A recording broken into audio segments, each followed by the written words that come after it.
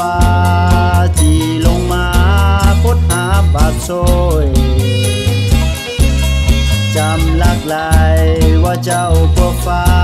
ยังเกิดงามหาป้าหาคนตาย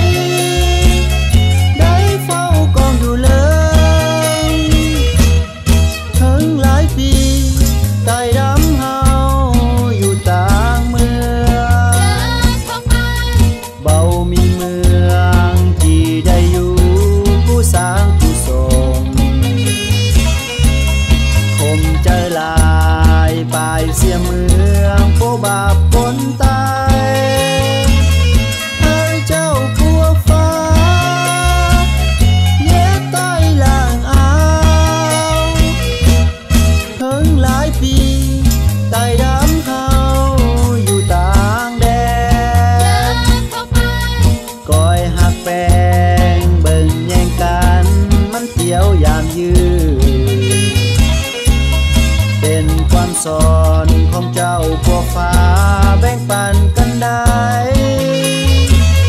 ให้ลูกหลานตายได้ผู้สืบตาม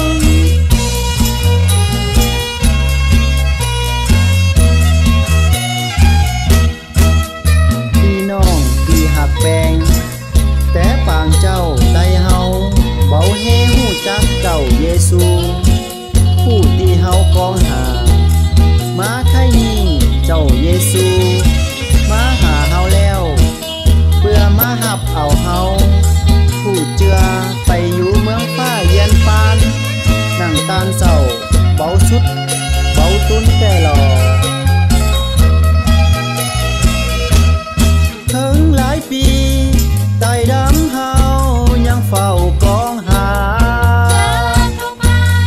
เจ้าพัวฟ้าจีลงมาพดหาบาดโซยจำหลักได้ว่าเจ้า